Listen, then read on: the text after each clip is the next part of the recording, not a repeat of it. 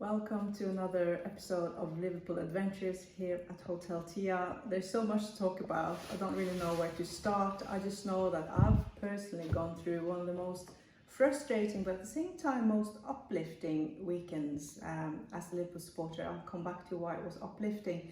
But with me today we had to bring in the one and only James Pearce. How are you today, James? I'm good, thank you. How are you? You okay? I'm getting there. Yeah. I'm getting there. I'm very confused and angry and all that, but you know, I'm very pleased that you're here. And then we have, as always, the shining knight in armour. Dressed in light blue. You love your light blue, don't you? I always dressed in blue, yeah. Yeah, dressed in blue. Always in blue. Red at heart. David Fairclough, how are you today? I'm very well, thank you very much, Ragnhild. Nice to be here. Where do we start? I mean, I was lucky enough to be in Sandefjord in Norway with the Norwegian local supporters club Liverbirds Sandefjord, together with Sammy Lee and Keo from Boss Night, and we were there doing an event, and everything just looked perfect, you know. Before the game we had been dipping in the ocean, literally cold swimming. We felt like $1 million, so energized and buzzing, and it got even better when City dropped points. It was just a perfect serve.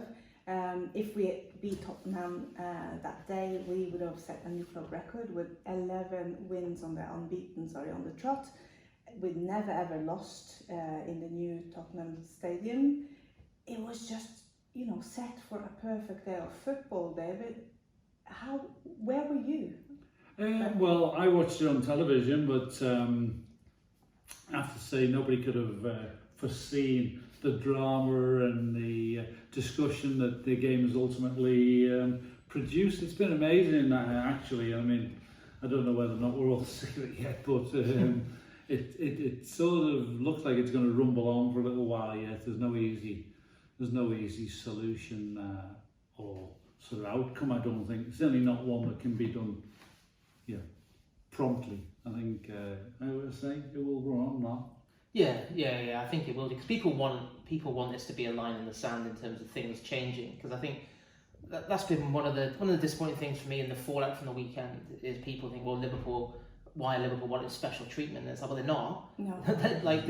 At no point have Liverpool ever said we don't accept the result. We want it to be replayed. That has never been under discussion. What they wanted was a full, transparent review that led to a change in the processes. And Liverpool as well were adamant that, yes, of course, the VAR down in England has made a dreadful mistake, but this isn't, from their perspective, it's not just about him.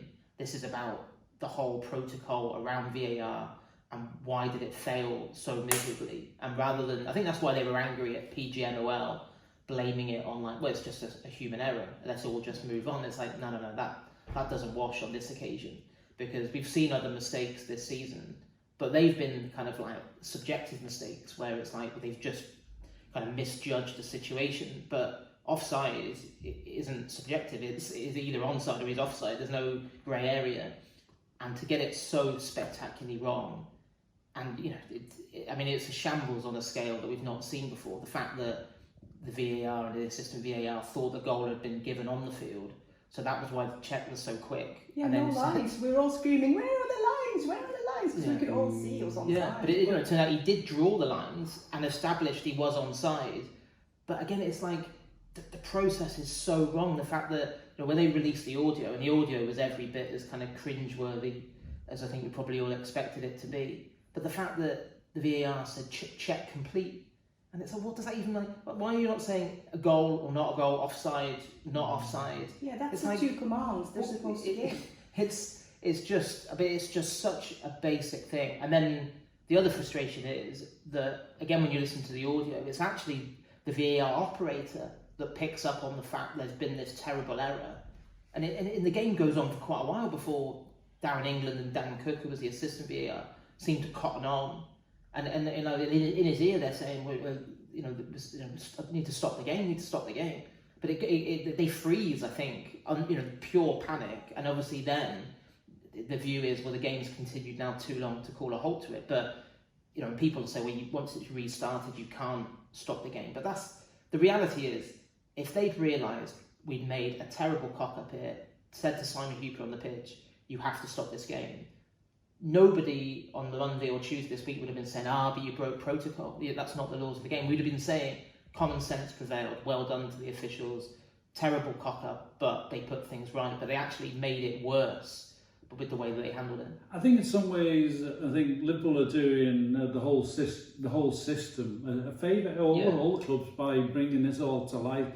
I have to say, you wonder what England and the other guy were actually doing. What were they watching the golf, or Gone to the vending machine. And this could be happening week in, week out. Maybe some of the reasons why these decisions, poor decisions, have been made in the past. Are these guys thoroughly concentrated and really up to sort of staring at TV screens and absorbing what is going on? I mean, are they, some of these people watching the race on some Saturday afternoons or whatever? I mean, too much emphasis though has been put on VAR, I have to say. And the referee, I thought the referee had a very poor game as well. Anyway. Yeah, and that's the thing, because one thing is to do that horrendous error in itself. But that wasn't the only horrendous error. I mean, both the red cards shouldn't have been red cards in my eyes. Because if we look at Curtis Jones first, because these two cards absolutely, and this is the thing. This is why I'm so uplifted, because as much as I was about to say absolutely kill the game for us, they didn't, which is so impressive of the Reds, how it didn't kill the game with two down. But let's come back to that. But those two red cards, guys. If we look at Curtis Jones first. He is going for the ball. The foot rolls over the ball and then hit the guy. Why on earth is our ref on the pitch then sent to the screens to see this horrendous split second taken completely out of context? And it looks like a terrible tackle. Yeah, obviously the still photo didn't do Jones any favours, and there was even the Jota booking, the first booking, I mean, you could see that there was, referees been a little bit too quick to part the yellow. Liverpool at the end of the day got 8 yellow cards, which is, I don't know, that's unheard of. Yeah. But Liverpool are not a team who have any history at all to warrant giving 8 yellow cards out. And I mean, there were one or two things I think have been missed. Some people, I heard on radio yesterday, no blame can be attached to the referee. I thought the referee was very, very poor, and it wouldn't be the first time in the season I've thought that of this particular referee. And England, who is in the VAR, supposed to be in charge of the VAR on the day. I mean, there are plenty of instances of him being sort of outed throughout the season. Plenty of teams have had reasons to query his standard of refereeing. So. Personally, and obviously we've all listened to a lot of radio and chat and what have you about it, but I think, just by maybe taking off these guys for a week, I don't think warrants any punishment whatsoever. I think England should be sacked personally. Yeah, because it's too poorly. It's too severe to my eyes. I mean, I think. Giving him sort of saying, saying, they've been taken off duty for this weekend. That means nothing really. No. Yeah. The other thing that needs to change is it's absolutely ridiculous that Darren England, Dan Cook, the assistant VAR, and Michael Oliver as the fourth official were on a jolly over in the United Arab Emirates on Thursday night, refereeing a domestic game over there, which is highly lucrative freelance work essentially, and that was sanctioned by the FA and obviously agreed to by Howard Webb, the referees chief. And that is just, why is that happening? And and we don't know whether that was a factor in it. The travel, the fatigue.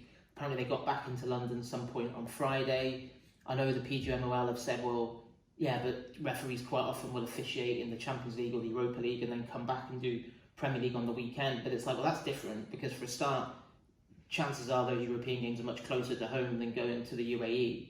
And also that's a UEFA competition. This is just a paid jolly, essentially, to go and referee in a domestic game. So I know that's something that Liverpool feel very strongly about, that should be part of this review, that needs to change. Because, it's... And I know people will say, there's also a potential conflict of interest when referees are going to the UAE with their links to, Manchester City, of course. So why would you even leave yourself open to that? That shouldn't be allowed to happen. No. If you're a well-paid Premier League official and you're doing a game you shouldn't be in the UAE collecting extra cash on a Thursday night. So that is another thing that has to change, as well as the actual process of how they arrive at these decisions. And surely this has all got to lead as well to us being able to hear, everyone watching on TV, even people in the stadium, should be able to hear the conversations between the on-field referee and the VAR. It happens in rugby, and I don't understand why. I don't know. They always seem. I don't know why they seem so against it. I think because they're worried of how fans will react to hearing it. But if you've got nothing to hide, why not? I actually think it would actually help referees in a way, because you would be able to, at the moment there's all this suspicion of how have they reached that decision, why the secretive nature of it, but just make it transparent, make it so that everyone can hear what gets said. Well, within rugby, I mean, you're led to understand that there's one man who makes the decision upstairs, and he goes to TMO or whatever, and then you hear the guys say, show me this image, show me that image, and there's one guy, there's no confusion, there's no voices going back and forward asking, whatever. Football has complicated the whole system. I mean, you mentioned Sammy Lee before, and there's not to, but we had a discussion a few weeks ago, myself and Sammy. Sammy's all for VAR. I mean, I'm not for VAR at all. But he was so angry this weekend. Well, he's all for VAR, and then put up a sort of a fight, so to say. But this weekend, I mean, if anybody had any doubts, I mean, it hasn't been for the betterment of football, I have to say. No, because I mean, VAR is taking away so much of the fun for us as supporters. I'm just talking solid now from a supporter perspective. How we can never sort of just get up there and celebrate, because 3 seconds later we have to sit down again and wait and see if we can actually, scream again or just go quiet. And taking that away, that passion away from the fans, literally, it needs to at least then come to the fact that there are proper thought through professionalism behind those decisions stopping the game like that. And that's why it's just making me so mad, when it's just a complete farce and it's just destroying the game rather than helping it. It makes the last 4 years look like it's been a waste of time, really, because this has come to a, as James said, a line in the sand where you say, well, okay, if we're going to continue with VAR, which will be the case, then you put in place now different markers of how and what has to be the procedure. So it's been a terrible mess from the start. But as I say, I think we're probably doing the world of football a bit of a favour by being involved in this and taking the stance. Some clubs, I know a lot of other rival fans will turn around and say, "Oh, Liverpool, making a big deal out of it." But by accepting it, maybe on Saturday or Sunday, would have been very difficult for people to just sort of say, well, okay, it happened, so let's move on, human error, which I think the PGMOL were expecting to be the case. By prolonging it, I think it does actually bring it all, so very much into the spotlight. I mean, it's being discussed non-stop over here at the moment. I just found it a bit strange how the Spurs players celebrated as if they'd won Champions League afterwards, because it was quite embarrassing. And that was not the case with the Spurs fans who watched the game with us. They all came up and said, listen, that was really poor refereeing.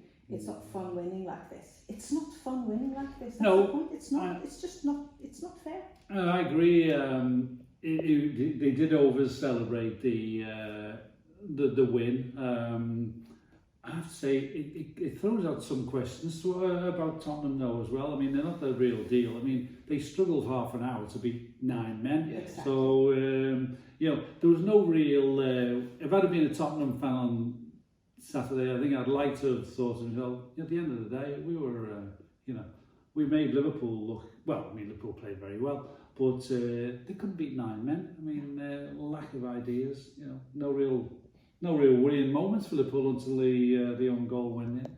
And this is a team who is in form. They haven't lost a game yet. They've drawn 2 and now won 5.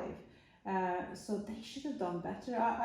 But at the same time, this is where it comes into play. How I'm really proud as well.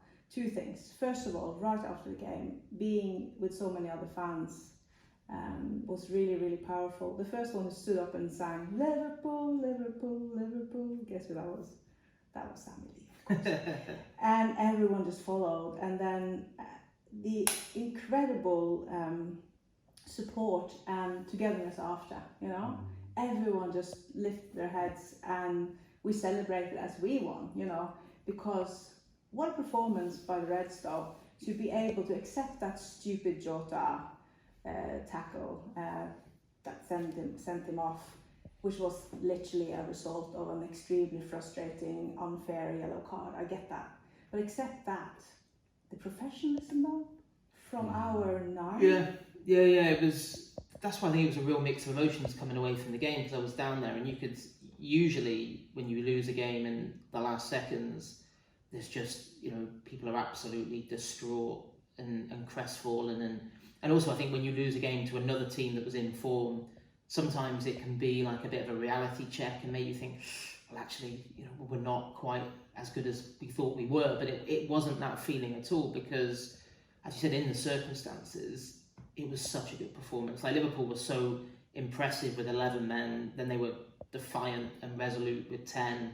Should have been 1-0 up with 10 men. You know, obviously the Diaz goal wrongly chalked off, and then even down to 9. I mean, you know, you're playing with a 4-3-0 formation essentially, and they fought and worked so hard for each other. And I checked, you know, the Opta stats said that, you know, Alisson makes those 2 brilliant saves, I think, from Maddison and Son early in the second half, but he didn't have another save to make between, I think it was the 58th minute and the 92nd minute when Richarlison had a shot, and, you know, ultimately he's beaten by his own defender, which, you know, so unfortunate for Joel Matip, who again was as good as any Liverpool player on the day in terms of putting his body on the line and being in the right place at the right time so often to kind of snuff out Tottenham attack. So yeah, despite, and do you know what, I genuinely didn't have a problem with Spurs celebrations, just because I think when you win a game in the last minute, of course you're not gonna care how you've done it. And I think also when you're in the stadium, you know, if any Tottenham fan in the stadium, you weren't aware of just what had gone on with the Diaz disallowed goal, because, as we know, fans in the stadium are completely in the dark. There's no communication, and, you know, and the Curtis Jones red card, I think, is incredibly harsh, but I can see why he sent him off, because of the contact that he's made with his studs. Even though I think common sense tells you he's played the ball, he's slipped, there's no malicious intent. And the same with the Jota one. The first yellow is absolutely ridiculous. But again, when you've picked up a yellow card, you've got to be so careful. And Jota was his own worst enemy, diving in like that. What was it, 90 seconds after he'd already got a yellow? So he was angry. He was fuming. Yeah, but you've got to control. You've got to control those emotions. There is no excuse me. He was stupid. But I think where the difference is, sometimes, you know, when you suffer a defeat like that, you think, how's he going to pick them up from that? But I don't think that'll be a problem, because, you know, there was so much to be proud of, and as you only had to look at the reaction of the away end afterwards, and the way that the players responded to the fans' show of support, that it was like, I don't think that's going to dent anyone's belief in what this Liverpool team can do this season. No, I think it's the opposite. Isn't it filling you with a lot of pride how they did that? Yeah, they did. There was a great togetherness, and obviously there was a shot of Jürgen with the, you know, drawing the big sort of heart sort of thing, and I think that's maybe symptomatic of the spirit that exists throughout the group. You got shots of on the TV coverage of people like Nunez, disappointed obviously not to have played, but one or two others. I mean, there is a very strong bond, you sense, within the group, and they know they're capable of actually running City close. I mean, Liverpool hadn't been in many people's thoughts before, you know, the season started, but I think the signs that we've seen from Liverpool already indicate that they're gonna be a threat this year. It could be a really outstanding season. Yeah, I think the togetherness and that fight to the will to fight, and that professionalism this side is showing after such a short time playing together is really, really uplifting. I mean, just think about the Newcastle comeback. You know, we've had a couple of really strong comebacks already, and this is the third time in 4 rounds we're getting red cards. It's just, it's a big contrast as well to, you know, this time last year, where, you know, you think too often, especially in the first 2/3 of last season, when Liverpool's backs were against the wall, they folded so often, especially away from home. They were so timid and meek and so easy to play through, and the lack of fight at times. You think of some of their away performances at places like Brentford and Forest and Brighton and Wolves. There were so many. Yeah, Bournemouth. I mean, Bournemouth was absolutely woeful. Yeah. What was that? 6 days after thrashing Manchester United. So there was this erratic nature to Liverpool that was just infuriating, and it is amazing how quickly that mentality has been rebuilt, and especially off the back of losing so many big personalities in that dressing room. Because although we all knew that the squad desperately needed a refresh, I must admit in the summer I thought, well, actually it's quite a big ask trying to replace not so much the talent of some of those players who went, because a lot of them were past their best, but more what they brought in terms of leadership and camaraderie and that kind of thing. With you lose your captain and your vice captain, which is rare for that to happen in the same summer with Henderson and Milner. Firmino was a big figure in that dressing room as well.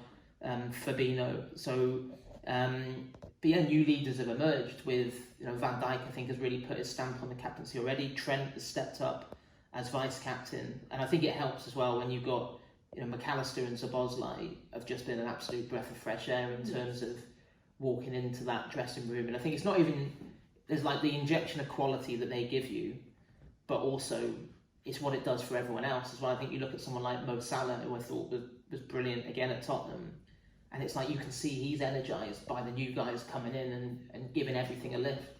I was so impressed by his attitude in the game too, how he got a yellow card just from winning the ball. That was ridiculous. It was another one that was it does feel like Simon Hooper's almost got away scot-free with just, because it was like Darren England was like on a different planet bad.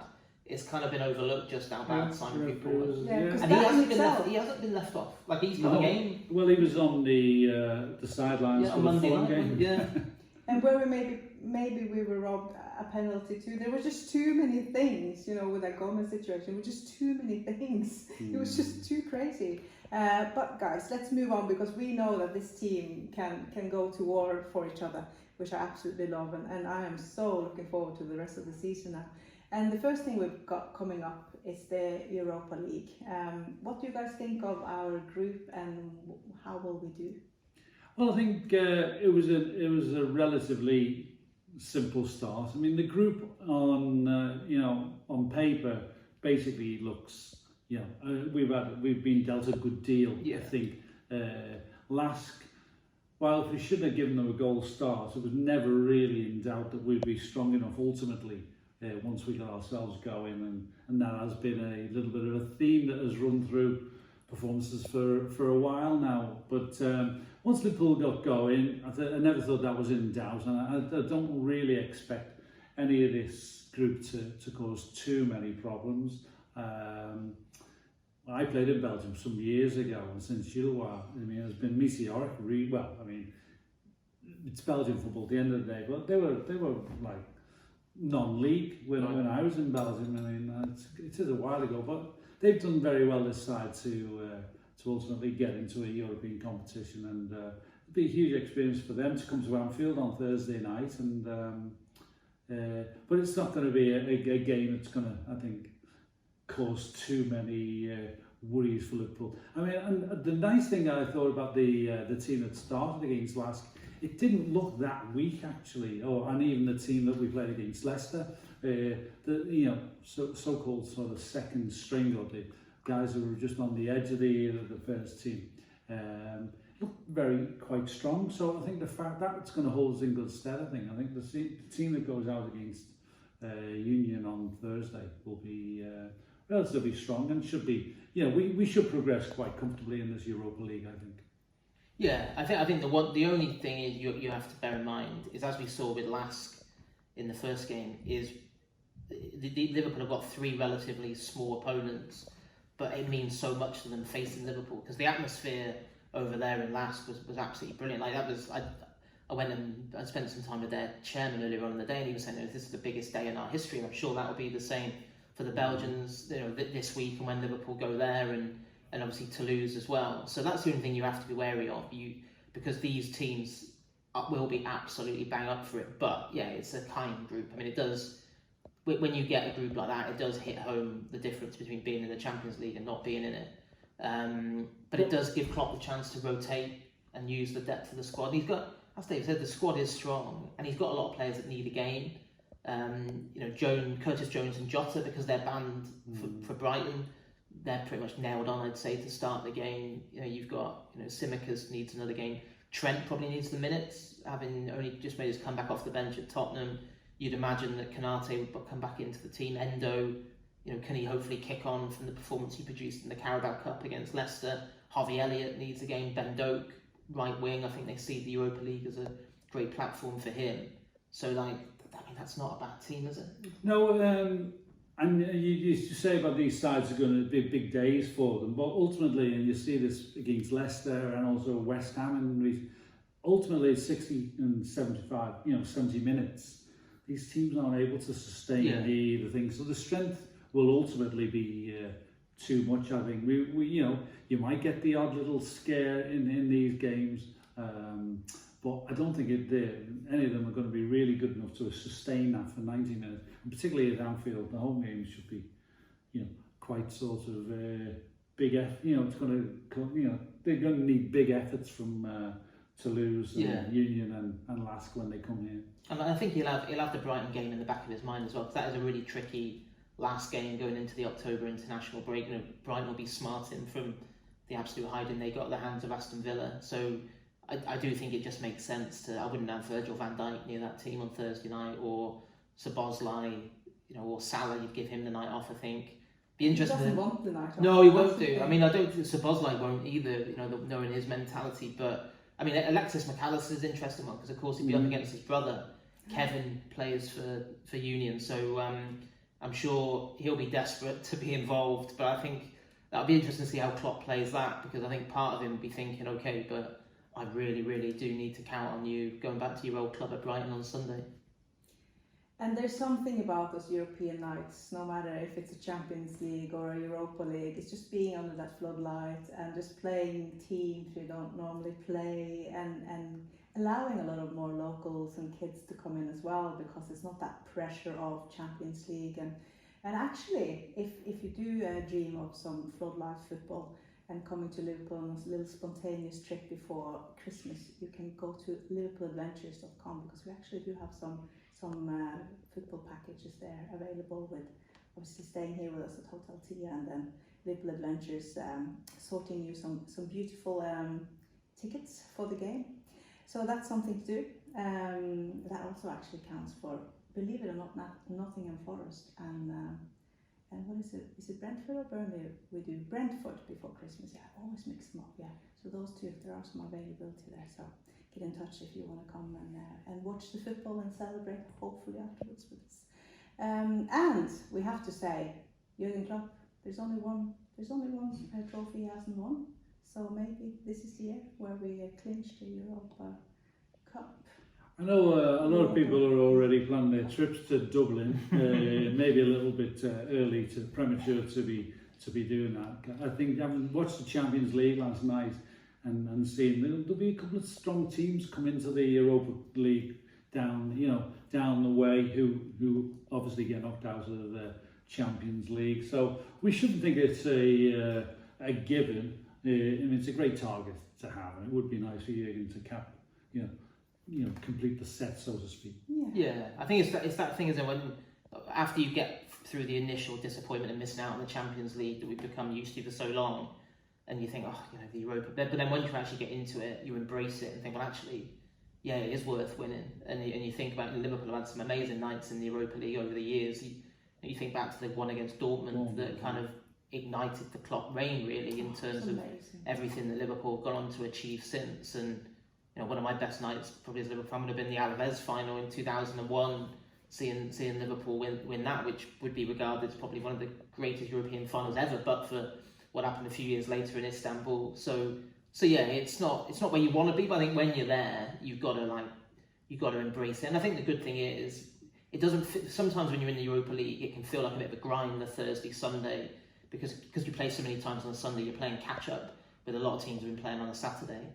But I think Liverpool at the moment, touch wood, with the injury situation relatively kind, there's no reason why they can't progress in Europe, and it won't have a detrimental impact on the Premier League form. James, you are now off to the press conference at Anfield. Have you prepared something special for Jürgen this time? Maybe go for bread or some flowers or a little bottle of wine? No. I think there'll be a long queue to ask him questions today with the events of the last kind of 72 hours off the back of Tottenham. So one of those strange ones where I'm not sure the game itself will get too much of a mention in the press conference, because I think there'll be a lot of VAR talk, and whether it'd be interesting to see whether he is happy with how PGMOL have handled it, and also what he wants to see change going forward. Because as we said, this isn't just about railing against what happened to Liverpool. This is about trying to make sure that the system improves so that what happened on Saturday never happens again. That is the perfect last word. Thank you so much, James Pearce, for popping into Hostel Tia before you're off to Anfield in the press conference, and thank you for driving all the way from Formby, David Fairclough. And my name is Ragnhild Lund Ansnes, or Ragnhild is probably easier in English, or whatever, 1-0. We'll be back before you know it. Thank you so much for listening or watching. Bye.